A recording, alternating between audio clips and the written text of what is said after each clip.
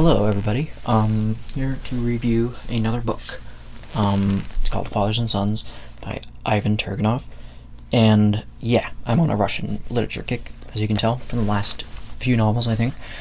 Oblomov and I believe it was Crime and Punishment. I think I'm gonna just continue doing that just because I'm already in the gear of Russian literature, and that's my headspace right now. Even though most of these I actually read quite some time, so probably next time I'm gonna do like Dead Souls or something by Gogol, and maybe One Day in the Life of Ivan Ilyich or Cancer Ward as well. Or I'm not sure if I quite want to do the Gulag Archipelago yet. I'm waiting until I reread it probably because it's been quite a while, and I think I read the abridged version. So, so with that being said, I will continue on Fathers and Sons by Ivan Turgenev. Came out in 1862, and it is like all great Russian novels. It focuses on a family, a realistic type of portrayal of a family, consisting of a son named Arkady, his father Nikolai, and then his friend Bazarov, I believe you pronounce it, and his uncle Pavel.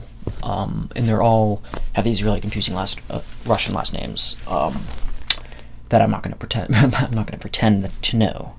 But basically, they return home. The two students, Arkady and Bazarov, are pretty good friends, and they return home from the University of Petersburg after the former, Arkady, graduates. And oh, I'm sorry, there's a bug somewhere in there.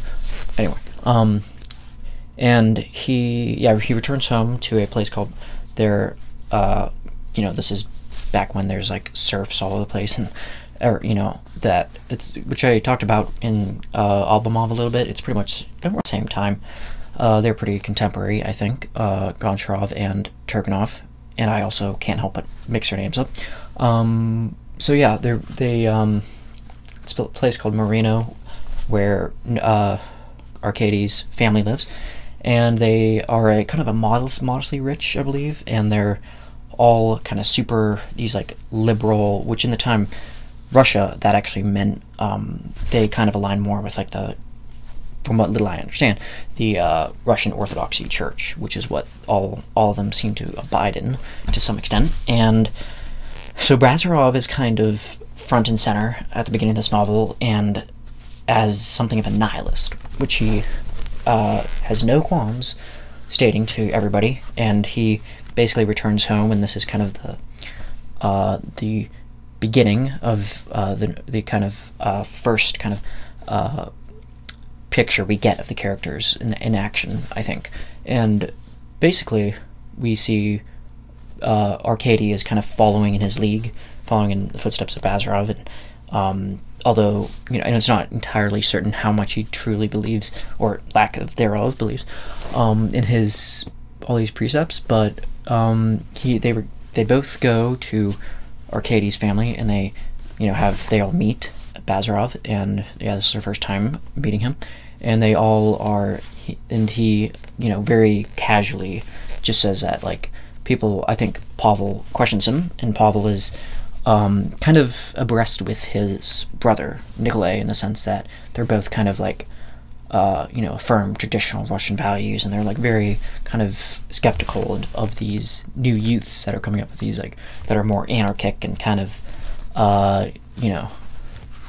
they're not so much a stickler for the past and traditions. So yeah, they're more iconoclastic, and that's pretty much what is embodied in Bazarov. He's cool, he's he's witty, and he just doesn't really care what people think at all.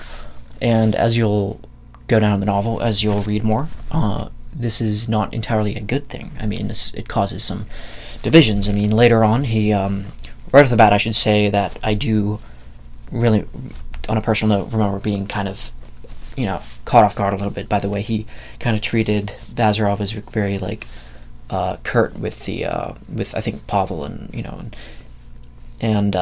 yeah, it kind of like it made me kind of divisive, because like one part of me wanted to side a little bit more with like the youth, in the sense that going forward, to into the future with these like more progressive ideas of. And another part of me was like, just kind of felt bad for the older guys in the novel, because at this point, Nikolay and his brother are, I think, in their 40s, and they've and I should note too, Nikolay also has a Fendexia. I'm sorry, that is so wrong, but like Fendexia, I think, is like this very young girl that he is set to marry, and that happens by the end of the novel. Spoilers. And there's kind of a love triangle type of thing going on, where later on you find out Pavel, I think, falls in love with her too, and then there's like a thing going on there. But first of all, I'll get the more of the basic plot. So basically, yeah, Bazarov and Arkady are they're staying at their father's place, and at a certain point they are introduced to a high Russian noblewoman named by the name of Anna. I think Anna Odintsevia, I think. And she is, I think, like about 29, and she's like widowed, and so she's been through a little bit more. And basically both Arkady and Bazarov fall in love with her, but Bazarov hides his feelings, as is usually apt to do, and Arkady falls head over heels pretty much, and they you start to see a little bit more divisions as she kind of invites herself into their life a little bit more, and invites them, and likewise, to come to her little surf village type Russian family home, basically. And they oblige, and they that's where you kind of see the first divisions between Bazarov and you start to see Arkady kind of like not take it as seriously as as his friend. And it turns out that Anna has a little sister, Katya, I believe, and it turns out later on that Arkady actually has feelings for Katya instead, and I think that Anna actually considers Arkady too much of like a kind of a young fledgling, or as she says, and kind of like finds Bazarov to be both like aloof and like obviously, but at the same time she's like kind of impressed by like the nonchalance he has, and kind of the kind of equanimity that believing in nothing has on him, which is like nothing phases him. And so again, major spoilers, you see this multiple kind of like rising tensions between the friendships and the families, and the fact that the older generations and members of them. You see also Bazarov invite Arkady over to his family, and I love how you get to see this dynamic too, where his family is, even among them, he kind of commands this presence, I guess. Like they're kind of like caught off guard by their own son, and like he's kind of really game-changing views that he has. And so they there's continues to be kind of strife among their they have falling outs, Arkady and Bazarov, and eventually, because Bazarov is actually studying to be a medical, and that's why he went to Petersburg, is to study medicine, and now he's back, and now he is going around outside near his home and doing, I can't quite remember, he's basically studying like kind of different specimens of nature, and eventually he catches this illness, and it turns out to be very fatal, and he ends up on his deathbed, in his dying words. And at the end of the novel you see him kind of Anna shows up by his side, and he finally emphatically mentions his love for her, and tells her that she's very beautiful, and she kisses his head, and he passes on. And it's just this and then Arkady eventually marries Katya, and and then his father Nikolai also gets married, so everything ties up pretty neatly. And overall I'd say it's a very great novel. It's a little bit it's not quite as intimidating as some other Russian literature that I've come across, by say Tolstoy or Dostoevsky, but it's, you know, it's not quite, but it's quite packed for what, for how many, you know, for its size. I'd say it's a very complete novel. It's very, it doesn't have a lot of wandering. It kind of knows what it's doing, and it shows characters, and it's similar polyphonic in a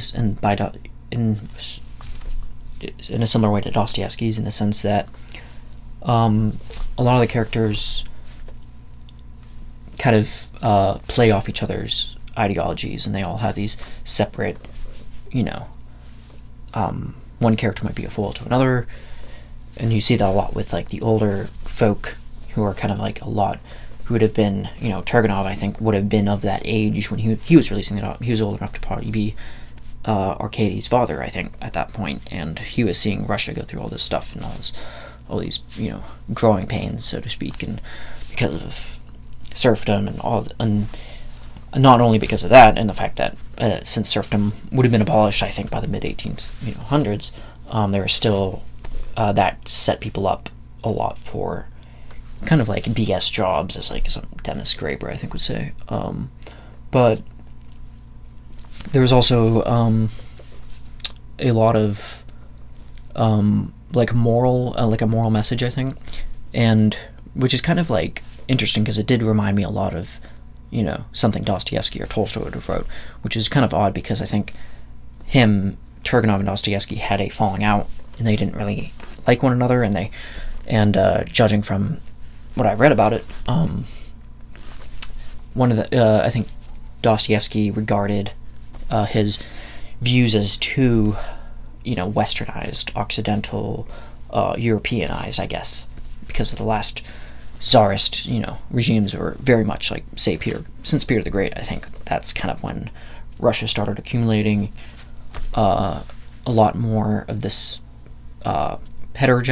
homogenous type of image, right? Because that's what happens with European values. I think they always change, and it's like a melting pot of all these different things. So that's kind of what I thought was interesting, because it's, I mean, from the big picture, I don't really see all that much of a difference, but I guess you'd have to kind of, you know, you'd have to kind of be there to kind of get the sense. But yeah, overall, I highly recommend.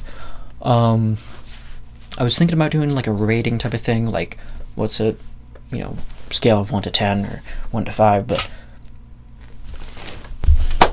okay, like I said, I was thinking about doing a rating system where I went something like 1 to 5 or 1 to 10, but then I kind of disposed of that idea because I figured there's no really way I could rate books, and I just don't like rating things in general, because context for me is always changing. It's always, you know, there's always new information that comes in, and everything I like to think of, without sounding too new agey, that pretty much every single book or every single song even, or, you know, every single podcast even, has in some way enlightened me and helped me out in varying degrees. And even though certain books, like say even ones that I really don't like at all, I'm not naming names, but I still say that I don't regret reading them. So that's kind of my take on it. So yeah, let me know what you think below, and I have a Patreon if you want to, if you feel compelled. Trying to think of a different word that I haven't used before, but it's not working. Yeah, I'm not a top of the head and get type of witty person at all. But yeah, if you want to, go ahead and do it. But if you also just following, liking, subscribing, as much as I hate to advocate for myself, go ahead. So yeah, thinking about anything else that I have, but I don't think I do. So yeah, thank you for watching.